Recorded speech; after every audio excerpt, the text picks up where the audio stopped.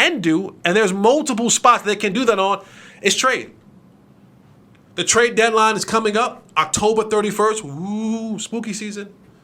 Will the Cowboys be buyers during that time? And there's a bunch of names floating around. You know, some people are like, hey, what about Mike Evans? I'm like, hey, what about Gabe Davis up in Buffalo? I like him as a red zone target, good route runner. Some people are saying, what about Derrick Henry in Tennessee? Some people are asking for DeAndre Hopkins in Tennessee. Some people are asking for, there's a quarterback in Chicago. There's people asking for, what can we give to get Patrick Surtain? Are they selling over there? What can we? So there's a bunch of areas where I think the Cowboys, you know, maybe some offensive line.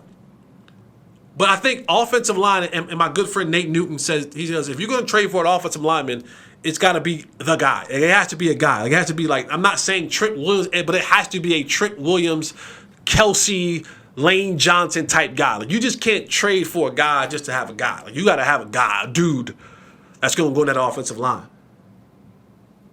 Guys talking about maybe Aaron Donald. You heard Jonathan Allen have his cussing battle. Maybe he's upset in Washington. Maybe there's a market for Jonathan Allen. Bringing another guy who can help that defensive line. There are a ton of possibilities